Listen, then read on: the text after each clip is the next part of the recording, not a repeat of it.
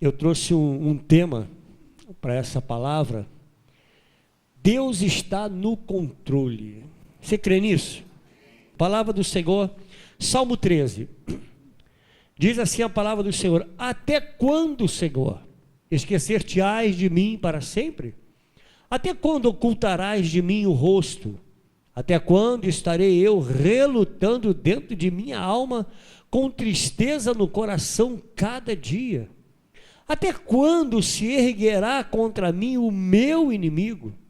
Atenta para mim, responde-me, Senhor, Deus meu, ilumina-me os olhos, para que eu não durma o sono da morte, para que não diga ao meu inimigo, prevaleci contra ele, e não se regozije os meus adversários, vindo eu a vacilar. No tocante a mim, confio na tua graça, regozije-se o meu coração na tua salvação. Cantarei ao Senhor, porquanto me tem feito muito bem. Pai, essa é a tua palavra. E nós estamos aqui, Senhor, atentos para ouvir a tua voz. Para isso, Senhor, te damos total liberdade, pois queremos ouvir apenas o Senhor. E não damos nenhuma liberdade, Senhor, a nenhum outro espírito ousar falar, ou sequer se manifestar nesse lugar, porque esse lugar é santo, é consagrado ao Senhor. Fale, Senhor, nesta noite ao nosso coração, pois queremos ouvir a tua voz. Muito obrigado pela tua presença, obrigado por tudo, obrigado pelos meus irmãos que se reúnem nesse lugar, que chegam aqui, Senhor, também ansiosos para ouvir o Senhor, e que o Senhor esteja, Senhor, atento às orações que fazem neste lugar, pois oramos a um Deus vivo, ao Senhor que ouve e fala. E por dizer que o Senhor fala, esta noite, Senhor, eu creio que o Senhor vai falar conosco. Usa-me como um canal para falar com o teu povo e também ser abençoado pela tua palavra, em nome de Jesus. Amém. Podem sentar, irmãos. Amado, eu gostaria de combinar algo com cada um dos irmãos aqui nessa noite. Eu até anotei aqui. Quero combinar algo com você. O que o Espírito Santo disser a você, assim você fará. Bom, se não diz amém, então é porque realmente não concorda. Se o Espírito Santo falar com você nessa noite, assim você fará. Você concorda com isso? Amém? Olha bem, olha o compromisso que nós estamos assumindo. Se o Espírito Santo falar comigo, eu vou fazer exatamente como o Senhor falará comigo. Porque, amado, a obediência, ela nos conduz à vitória. A obediência, ela muda a história. Obedecer, diz a minha Bíblia, que é melhor do que sacrificar. Então, se o Senhor fala, só resta a mim o quê? Obedecer. Eu, quando estava lendo essa palavra, eu pensei, irmãos, exatamente nos dias em que nós passamos, dias de angústia, os dias que, quando você acorda, parece que a noite não valeu a pena. Você já acordou assim? Você acorda atribulado, meu Deus, mas que dia atribulado, né? Você olha, parece que há um buraco na frente e há pedras no caminho. Há dias que nós acordamos assim, parece que a nossa alma, ela mergulha numa noite escura, que não há nenhum sinal de luz. Você já passou dias assim? Que acordou e, meu Deus, parece que não tem uma luz no fim do túnel, parece que está tudo dando errado, parece que, tu olha para o céu, parece que acabaram as estrelas, parece que não há estrela no céu, não é? É o pior dia. Eu já acordei assim. Acordei como se fosse o pior dia da minha vida, irmãos.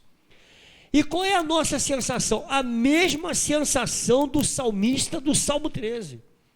A mesma sensação, nada muda. A sensação que temos é: até quando, Senhor? Olha só, você já fez essa oração? Até quando esquecer-te-ás de mim para sempre? Eu já acordei exatamente dessa maneira. E algo nós precisamos pensar, irmãos.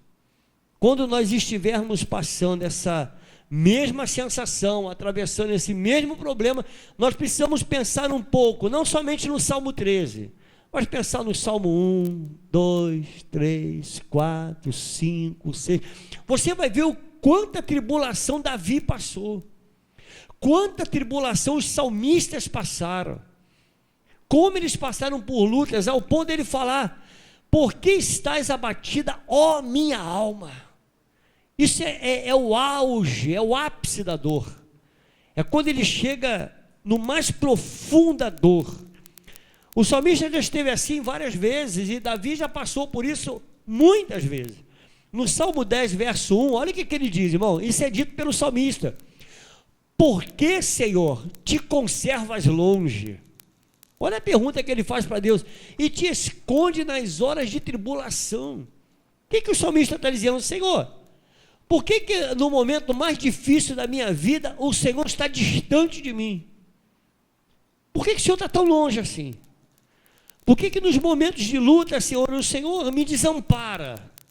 Olha a impressão que ele tem. Olha o capítulo 22 de Salmo, verso 1. O mesmo salmista: Deus meu, por que me desamparaste? Por que se acham longe de mim a salvação, as palavras de meu bramido? E essa mesma palavra, irmãos, essa mesma angústia, ela foi dita, essa palavra, por Jesus na cruz. Jesus falou essa mesma palavra: Deus meu, por que me desamparaste? Foi uma das palavras ditas por Jesus na cruz do Calvário. E seja sincero nessa noite para Deus: você já fez essas perguntas para Deus alguma vez? Senhor, por que o Senhor me desamparou? Né? Principalmente quando alguém está enfermo. Quando você olha para o lado, alguém na sua família está enfermo. Senhor, por que o Senhor desamparou? E quando se perde um ente querido, irmãos? Aí que a coisa piora. Aí parece que a gente, é como diz o ditado do mundo, né? A gente bota o pé na porta, arromba a porta de Deus e diz: Senhor, aonde tu estavas? Aonde o Senhor estava que o Senhor não viu isso? Por que o Senhor permitiu tamanha perda? Por que está acontecendo isso na minha vida, Senhor? Por que isso está acontecendo na minha família? Seja sincero, já fez essa pergunta alguma vez para Deus? Quantas e quantas vezes nós falamos isso, irmãos? Quantas vezes você se pegou exatamente dessa maneira? Se nós olharmos os Salmos 42 e 43, esse salmo parece salmo gêmeo. Você olha para um e olha para o outro, parece que eles são gêmeos. Olha o que diz o Salmo 42, verso 11, diz assim: por que estás abatida, ó minha alma? Por que te perturbas dentro de mim? Espera em Deus, pois ainda o louvarei. A Ele, meu auxílio e Deus meu. Salmo 43, verso 5, diz assim, olha: por que estás abatida, ó minha alma? Olha, parece que é um repeteco, né? Por que te perturbas dentro de mim? Espera em Deus, pois ainda o louvarei. A Ele, meu auxílio e Deus meu. Parece uma conversa de doido, não parece, irmãos? Você pergunta isso para a tua alma, não parece uma conversa de maluco? Ah, por que está abatido a minha alma? Ou seja, você falando com você mesmo. É você interrogando os seus sentimentos. Não é? É conversa de louco. Ah, por que será que eu estou assim? É você chegar ali em frente ao espelho e falar assim: por que eu acordei tão feio hoje? Por quê? Aí eu te pergunto: aonde você vai buscar a resposta? Na sua alma? Como se busca a resposta na alma se a alma está abatida? A pergunta que ele faz é essa: por que está abatido? Por que eu estou abatido? Olha que pergunta, fantástico isso, irmão. É conversa de louco mesmo. Mas tem dias, irmãos, situações que parece que a nossa alma mergulhou em uma noite escura e uma noite de terror.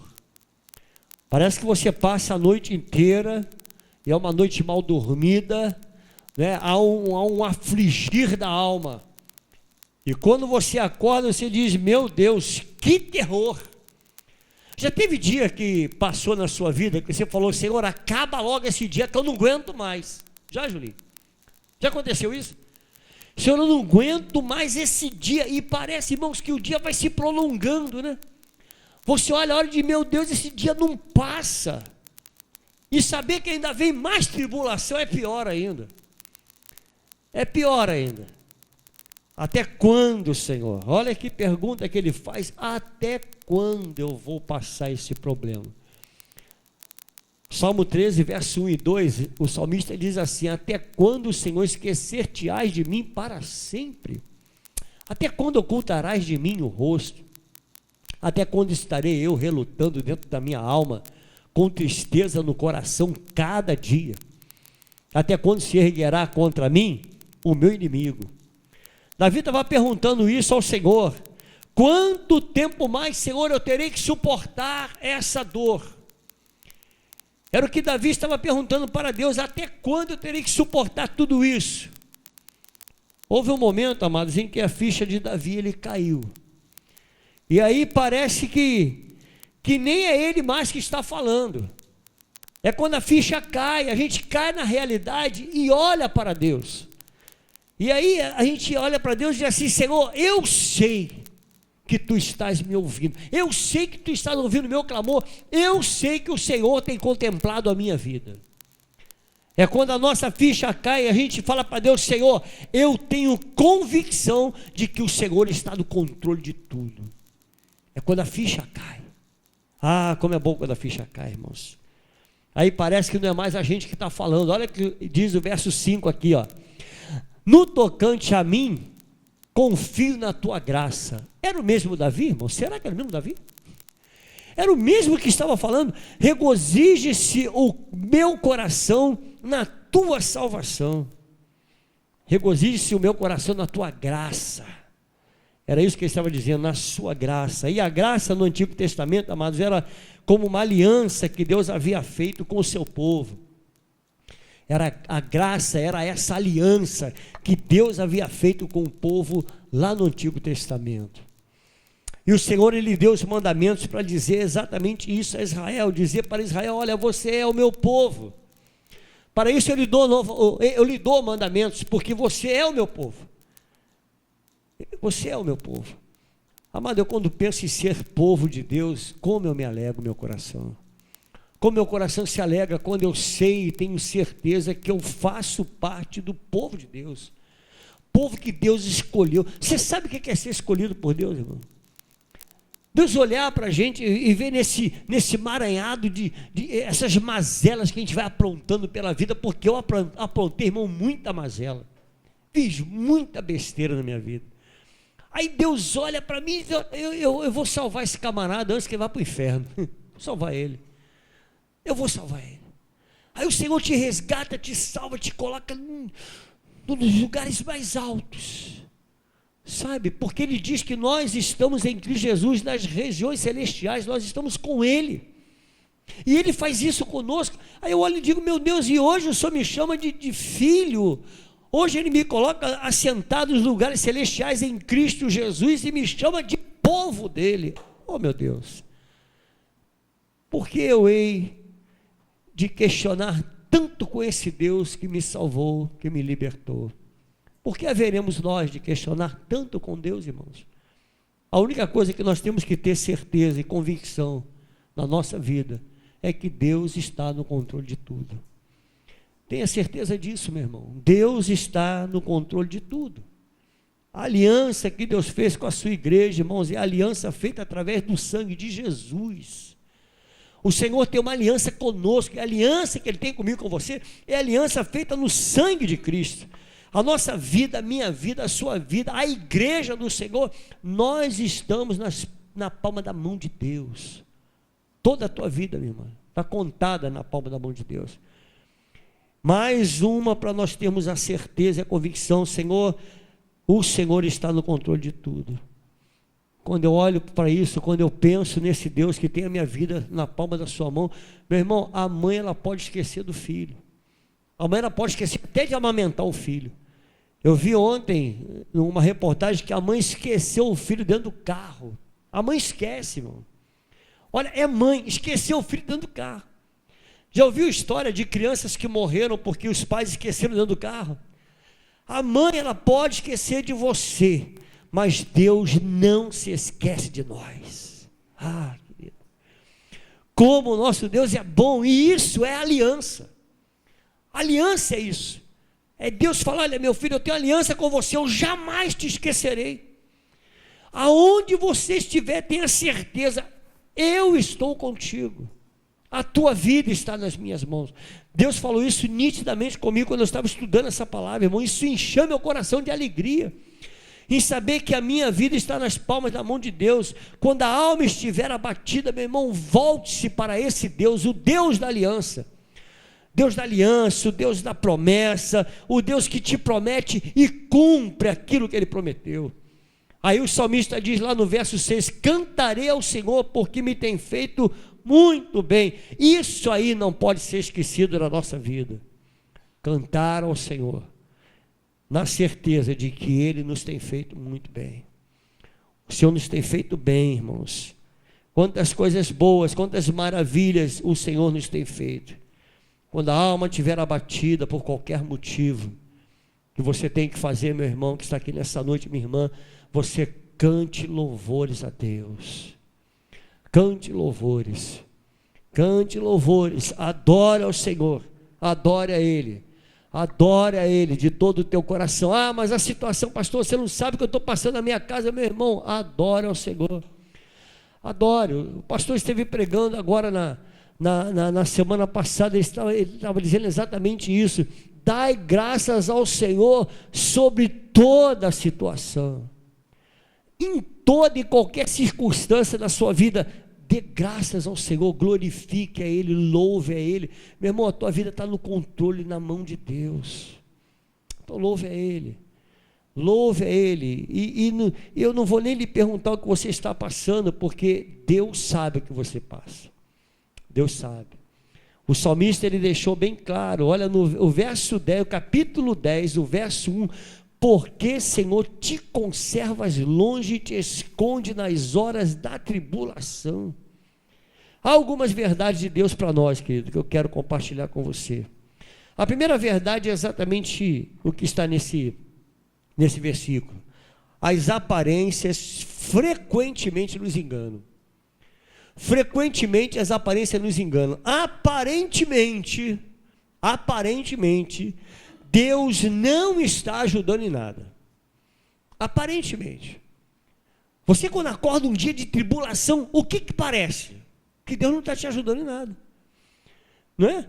Se acorda no dia seguinte, perdeu o emprego. Ah, Deus não está mais comigo não. Deus já me abandonou. Parece, querido, que os nossos ouvidos estão fechados e a gente não está escutando a voz de Deus. E isso, amado, nada mais é do que coisas da alma. Por isso que Davi diz, por que está abatido a minha alma? Porque tudo isso que nós pensamos acerca de Deus, nada mais é do que as coisas da alma. Quando a terra, às vezes, parece que a terra é plana, não parece? Mas é só aparência. Ela não é plana, ela é redonda. As aparências frequentemente nos enganam. A gente, quando pensa que Deus não está conosco, é só aparência, querido. Deus está contigo. Deus está te livrando. Por que você chegou aqui essa noite? Por que nós estamos aqui? Porque Deus nos guardou. Deus nos guardou. Não guardou a sua vida? Guardou, Deus nos guardou. É por isso que nós estamos aqui. A terra parece parada, não parece? Olha assim, está tudo parado, mas não está não, ela está em movimento. Olha como é que as coisas são simplesmente aparência. Né? Outra coisa que parece, mas não é. Parece que o sol acorda cedo e dorme cedo, não parece? Acorda cedo, mas não parece. Querido, é só aparência. Nós temos que pensar nisso, irmão. As aparências frequentemente nos enganam. Deus não está dormindo, irmão. Deus não está dormindo. Ele está atento. Ele está acordado. Ele é Deus que trabalha, mas trabalha por aqueles que nele esperam. Se você espera no Senhor, você creia. Ele trabalha a teu favor. Assim diz a palavra do Senhor lá em Isaías 64, verso 4, diz assim: porque desde a antiguidade não se ouviu, nem com os ouvidos se percebeu, nem com os olhos se viu, Deus além de ti, que trabalha para aqueles que nele esperam. Deus trabalha para quem? Por aquele que nele esperam. Aparentemente Deus não está no controle? Está, querido, no controle. Então espera em Deus. Espera porque Ele está trabalhando a seu favor.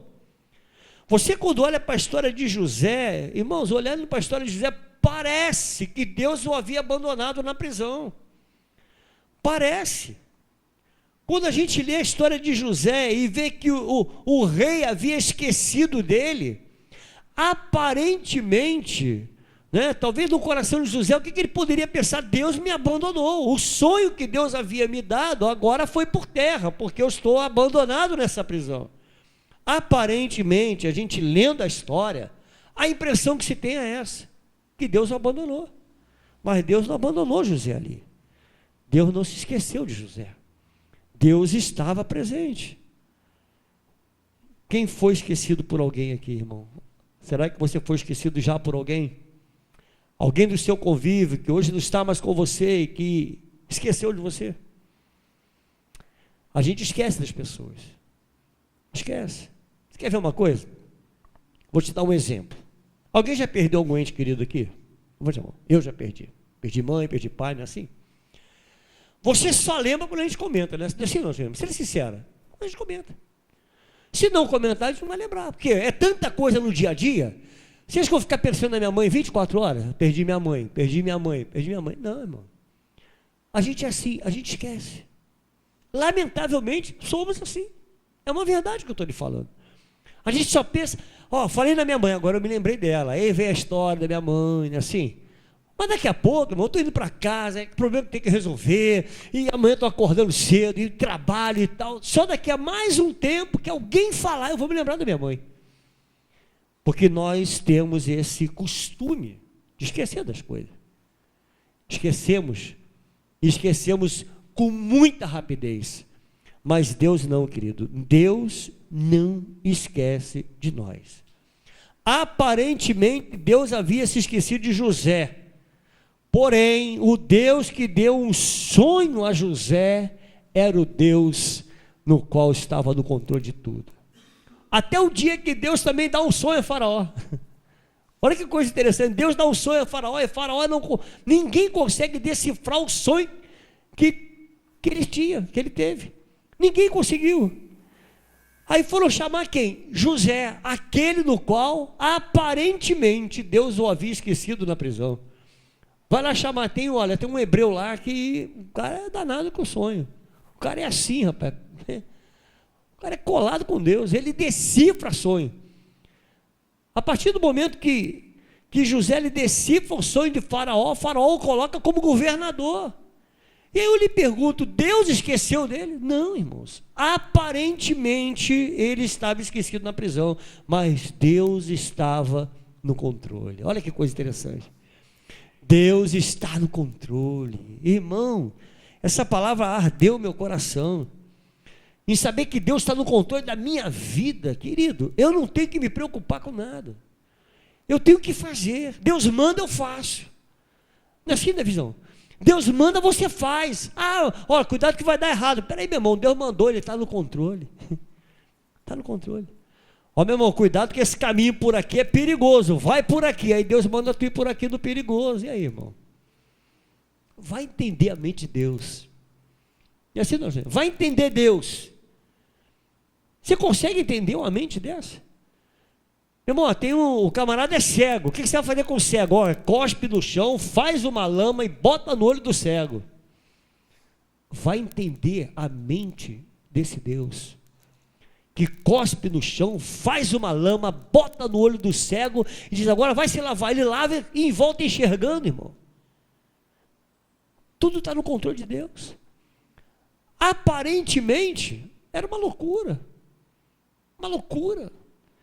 Você cuspir no chão, irmão, você olhar numa cova, um morto de 4 dias, você fala, Lázaro, sai para fora. É loucura, irmãos.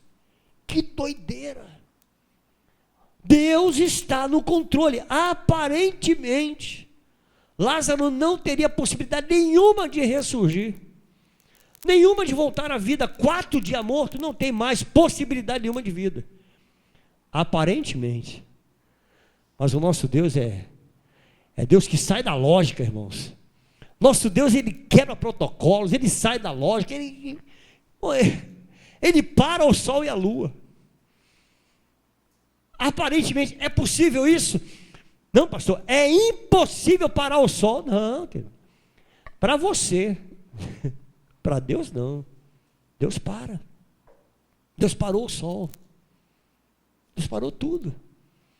Por quê? Porque o nosso Deus é o Deus que sai da lógica, é o Deus do impossível, é o Deus que diz, eu estou no controle do sol, sou eu que controlo. Esse negocinho aqui, que você não consegue nem olhar para ele, meu irmão, essa luz para mim não é nada, ele está na palma da minha mão, eu controlo ele, não é ele que me controla. Entende como é que Deus faz? Deus está falando isso para mim e para você, a sua vida está nas minhas mãos, sou eu que controlo. O médico olha e diz, vai morrer, Deus diz, não, morrer nada. Morrer nada, vai ter mais muitos anos de vida, porque sou eu, Deus, sou eu que controlo, entende? Sou eu. Nosso Deus é Deus que tem o controle de tudo. Então não permita que os seus problemas esfriem a sua fé em Deus, querido. Não permita isso. Se o teu problema está esfriando a tua fé, que ele se renove nessa noite, renove a tua fé em Deus, sabendo que nada vai acontecer fora do tempo. Deus é Senhor do tempo. Não se precipite. Não se precipite com as conclusões e dizer, não, Deus, o Senhor perdeu o controle. Não se precipite. Espere em Deus. A segunda coisa que eu quero compartilhar com você, para ser breve, Deus pode nos conduzir de maneiras irreconhecíveis. Deus pode nos conduzir de maneiras irreconhecíveis. Amados, a experiência, ela é uma bênção e também pode ser um tropeço. Muitas vezes, por ter experiência com Deus, as pessoas acham que sabem de tudo e por saber de tudo a gente acaba esfriando. É como a história daquele pai que diz assim, eu sei como educar o meu filho, eu sei como educar, não é assim? Os pais falam isso, olha, eu sei como educar, pois eu tenho muito conhecimento da vida, mesmo conhecendo o caminho certo. Você precisa ter muito cuidado, querido, pois geralmente, só morre afogado quem sabe nadar. Então, às vezes a gente pensa que sabe muito cuidado, porque só morre quem sabe nadar. Mesmo assim, a gente corre riscos quando a gente fala, eu sou um homem experiente, eu tenho muita experiência com Deus, a gente acaba esfriando espiritualmente, a gente acaba esfriando. Saiba, querido, que Deus é o Deus que está no controle de tudo. Nós valorizamos muito a experiência dos outros, porém nós precisamos ter a nossa própria experiência com Deus. Dizer para Deus nessa noite, Senhor, eu preciso ter uma experiência diferente com o Senhor. Abrir teu coração verdadeiramente para Deus e reconhecer que nós não somos nada experientes. Nós precisamos aprender muito com Deus. Aprender a ter controle, aprender a ter fé, aprender a crer, aprender a confiar, saber que Ele está no controle de tudo. Isso já é o motivo da gente sair daqui melhor do que nós entramos nessa noite. Só em saber que Deus está no controle já é um motivo de nós sairmos daqui diferente. Eu não sei se você conhece a história de Naamã, irmãos, mas Naamã, ele não sabia, o que ele não sabia é que Deus, ele tinha maneiras irreconhecíveis. Quando ele chega diante do profeta, que ele diz, olha, vai lá e diz para Naamã mergulhar 7 vezes no Rio Jordão. Manda ele mergulhar 7 vezes. Querido, quando Deus fala, é para cumprir. Não são 6, nem 5, são 7. Poderia dizer, olha, vai lá e ele simplesmente mergulha uma vez, ele volta até aqui, ou joga uma água benta em cima dele e fica tudo limpo. Não. Ele dá uma ordem. São 7 vezes. Se for necessário mergulhar 7 vezes, mergulhe 7 vezes. Isso aqui é simbólico para nós nessa noite, no que está sendo falado nessa noite. O que eu quero dizer para você? Se Deus lhe der uma ordem, não importa o preço que você vai ter que pagar, meu irmão. Mas faça o que Deus lhe mandar, sabendo que Ele está no controle. Como estão entendendo isso? Entendeu isso?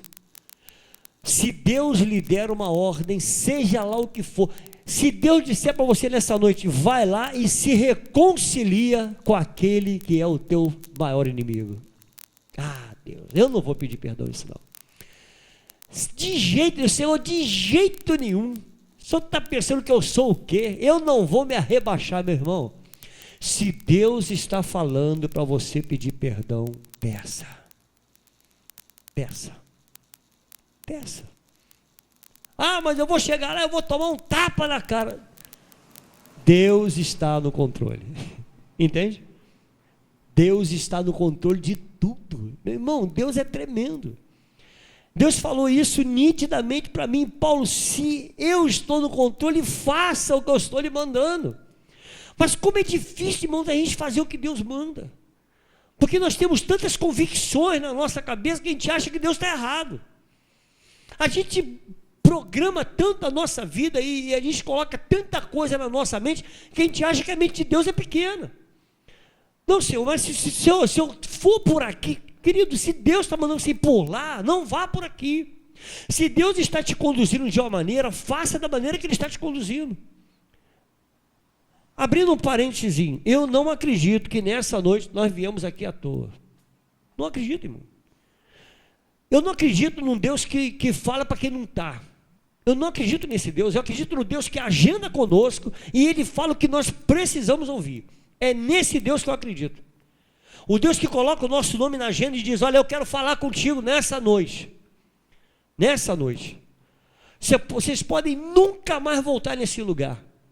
Eu posso nunca mais pisar nesse altar, mas Deus falou comigo nessa noite. É a noite que Ele queria falar conosco. Está entendendo isso, meu irmão? É a noite que Deus queria falar. É nesse Deus que eu confio, é nesse Deus que eu acredito. No Deus que agenda e fala. Olha que cada coisa louca, irmãos. Quando Gideão venceu os midianitas, ele venceu com apenas 300 homens. E pense comigo, você vencer 150 mil homens com apenas 300 homens, sabe, irmão? Só Deus explica. Mas por que isso aconteceu? Porque Deus estava no controle. Que loucura! Eu, se fosse Gideão, eu tinha corrido, irmãos. Eu confesso, irmãos. Até para Gideão avançar com 300 homens, ele precisava ter muita fé. Precisava crer muito. Senhor, ele pediu provas a Deus, 2 vezes ele pediu provas. Senhor, é tu mesmo que está falando comigo? Então me dá uma prova. Deus deu.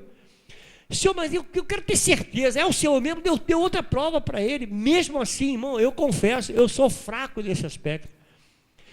Davi, 150 mil homens, tu enfrentar só com 300? É difícil, mas essa deve ser a nossa convicção. Se Deus está no controle, Ele vai falar as coisas mais impossíveis e eu vou fazer. As coisas mais loucas que Deus mandar, eu vou fazer. Porque eu tenho plena convicção, Senhor, que Tu estás no controle. Deus faz coisas inimagináveis. Inimagináveis. E você pode não estar nem entendendo, querido. Você pode não estar entendendo nada que está acontecendo na tua vida, mas saiba que Deus está agindo a seu favor. Você não está entendendo nada, está dando tudo, está tudo de cabeça para baixo. Calma, Deus está no controle. Você está entendendo isso, querido? Olha, sai daqui nessa noite com essa convicção. Eu não sei nem como é que tu entrou aqui nesse lugar, não sei como é que está a sua vida, não sei como é que está o seu trabalho, os seus negócios, eu não sei. Mas se Deus lhe trouxe aqui é para dizer isso para você, aquete o teu coração, eu estou no controle. Ou eu creio, meu irmão, ou a gente crê, ou eu tenho que fechar minha Bíblia, ir embora e nunca mais voltar nesse lugar. Eu tenho que crer nisso aqui. Eu tenho que crer no que eu estou ministrando nessa noite. Ou então eu paro de pregar, a gente para de louvar, a gente para de estar nesse lugar. Estão entendendo isso, irmãos? Olha o que diz Hebreus capítulo 13, versos 5 e 6. Eu já estou terminando. Seja a nossa vida sem avareza. Contentai-vos com as coisas que tendes. Porque Ele tem dito, de maneira alguma te deixarei. Olha como Deus fala conosco nessa noite, irmãos. Nunca, jamais te abandonarei. Assim, afirmemos confiantemente: o Senhor é o meu auxílio, não temerei. Que me poderá fazer o homem? Alegre-se na tribulação, irmãos, cante louvores, sabendo que o Senhor está no controle. A terceira coisa que eu quero compartilhar com os irmãos, já estou encerrando: o Senhor não nos prometeu um mar de rosa. Ah, pastor, isso eu já sei. Já sei que o Senhor disse que no mundo teria aflição. Muitas vezes no casamento a gente faz jura de amor, né, irmão? Na saúde, na doença, com dinheiro ou sem dinheiro, na alegria, na tristeza. Mas quando as coisas começam a apertar na nossa vida, quem é que a gente culpa? Deus. Ah, Senhor, tu já não está mais no controle. Senhor, se eu já perdi tudo isso é porque o Senhor não está no controle. Mas o Senhor diz em João 16:33, a palavra que todo mundo conhece: estas coisas eu vos tenho dito para que tenhas paz em quem? No Senhor. Ele está dizendo: ó, eu vou te falar um monte de coisa para que você tenha paz em mim. No mundo você passará por aflições, mas tem de bom ânimo, eu venci o mundo. O Senhor está dizendo: olha, eu vou te falar umas coisas para que você tenha paz em mim. No mundo você vai ter aflição. Mas o que ele disse? Para que você tenha paz em mim. Então, no mundo você vai ter aflição, né? O mundo vai te proporcionar isso. Mas tem de bom ânimo, eu venci o mundo. Então, se ele venceu, nós podemos ter paz nele, querido. É o que o Senhor está dizendo: tenha paz em mim. Tenha paz em mim. Muitas vezes nós cobiçamos a aflição do outro. Muitas vezes a gente fala assim: ah, se eu fosse você. Ah, se meu marido fosse igual ao seu. Eu já ouvi isso, irmão. Por incrível que pareça, já ouvi essas bobagens. Ah, se eu tivesse uma esposa igual a tua. A gente fala tanta besteira, irmão. Parece que a gente quer ter o mesmo problema do outro, né? E quem é que não tem problema na família, não é assim, irmão? Todo mundo tem problema. Tem problema com a esposa, você tem problema com a sua. Tem problema com o seu marido, a outra tem também. Mas a gente às vezes fica, parece que cobiçando o problema do outro. Ah, se eu tivesse teus filhos, meu irmão, tu não nem queira ter os meus, nem eu quero ter os seus. Não é assim, Davi? Não quero ter. Você fica com o seu, eu vou ficar com os meus. Julinho, fica com os seus filhos, problema seu, não é assim? Acabou, irmão. Por que eu vou cobiçar o problema do irmão, ele vai cobiçar o meu? Já basta os meus problemas. Mas a gente vive uma vida assim, irmão. Parece que a gente quer ter o problema do outro. Então fica com os seus problemas, mas com a única diferença: peça a Deus nessa noite: Senhor, me dê força para suportar, porque eu sei que o Senhor está no controle. Me dê força para suportar tudo isso. Deus não te ama mais porque você jejua e nem porque você ora, querido. E também Deus não te ama menos se você pisou na bola.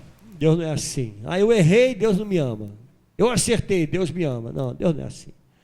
Deus não tem esses problemas sentimentais, não. O Senhor te ama do jeitinho que você é. Mas todo dia você precisa melhorar um pouquinho. E a gente pode melhorar um pouco, não podemos? A gente pode melhorar. Podemos ser melhor hoje do que fomos ontem. A gente pode melhorar. Qual a forma de melhorar? Crendo em Deus, sabendo que Ele está no controle da nossa vida. Deus nos prometeu a sua companhia, irmãos, e Ele não falou que estaria conosco de vez em quando, não. O Senhor disse: eis que estarei convosco todos os dias, até a consumação do século. Então essa deve ser a nossa certeza.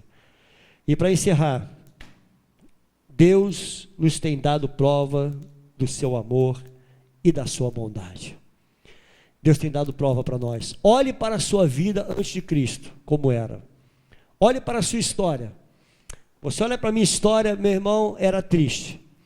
Um homem que eu sempre digo aqui, era filho de uma bruxa, né? Minha mãe era metida até o pescoço com bruxaria, feitiçaria, batendo lá tabaco lá para demônio, toda sexta-feira batendo lá tabaco, dormindo num quarto com mais de 100 imagens dentro do quarto. Um dia aquilo pega fogo, Davi, quase que eu morri queimado com aquelas imagens, né? Roqueiro, não suportava Jesus, não queria nem saber de crente. Deu um soco na boca de um crente, Julinho, que falou: Deus te ama. Eu dei um soco na boca de um crente, queria até encontrar ele para pedir perdão, nem que seja no céu. Queria encontrar ele.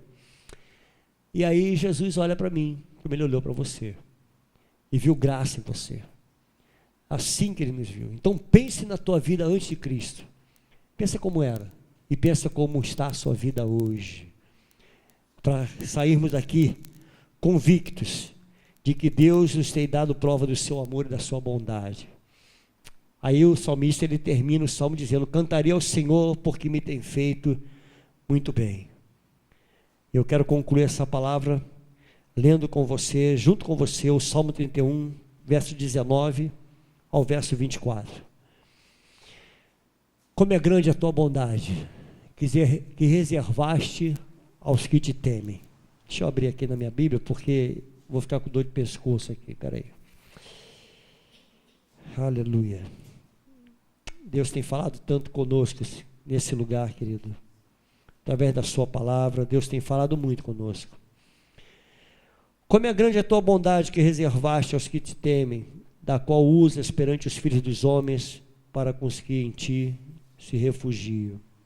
No recôndito da tua presença, tu os esconderás, nas tramas dos homens, no esconderijo, os ocultarás da contenda de línguas.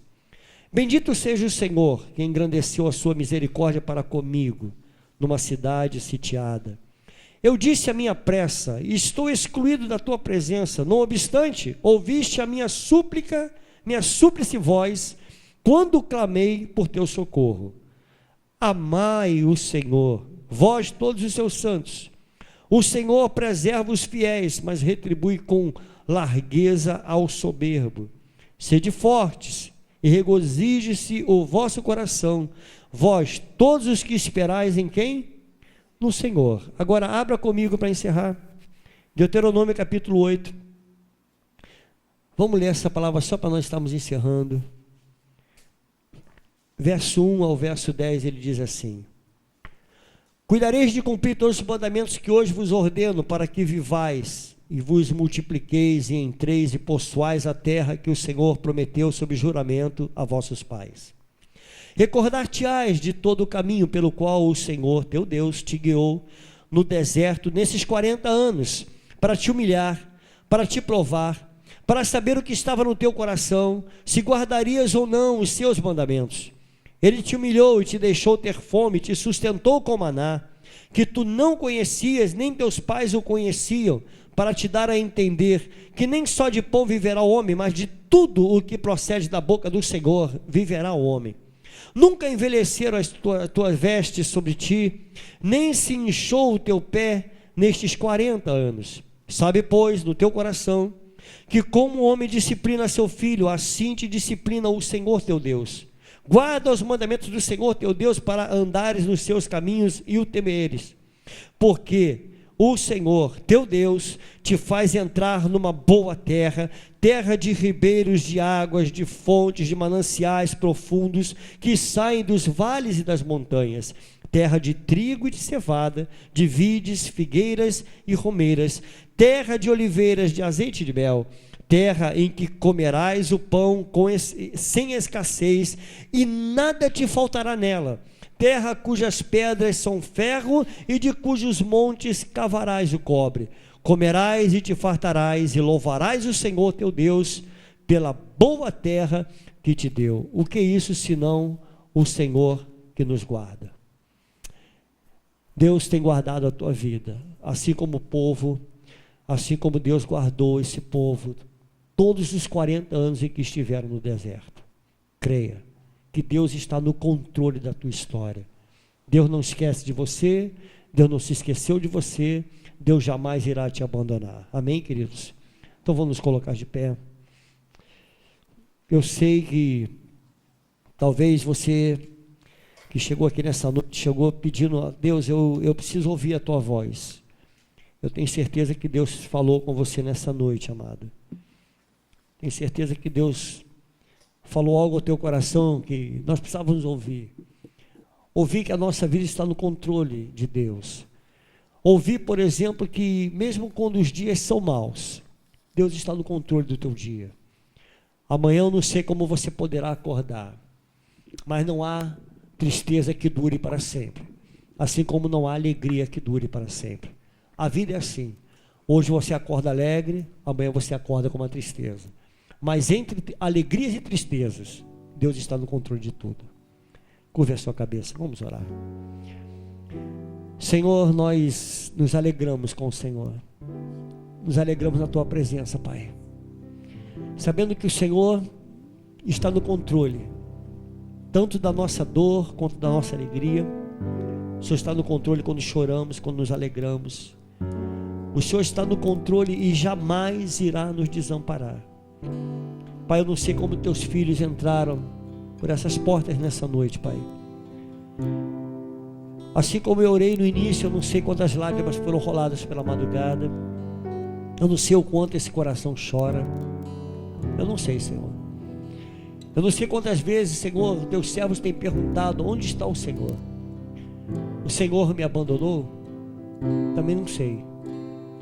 Mas eu sei que em momento nenhum o Senhor tenha nos abandonado. Em momento nenhum da nossa vida, Senhor, Tu nos excluiu e Tu nos deixaste fora. Não, Senhor. Nós fazemos parte do Teu plano. Nós fazemos parte do milagre do Senhor. Por isso eu Te agradeço, meu Deus, por cada um que está aqui nessa noite, que teve o privilégio de ouvir a Tua voz.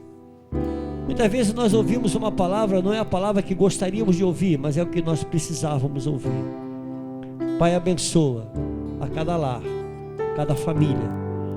Tome em Tuas mãos, Senhor, os nossos problemas, as nossas decepções, as nossas tristezas. Tome em Tuas mãos, Senhor, cada um daqueles que se levantam e lançam pedras contra nós.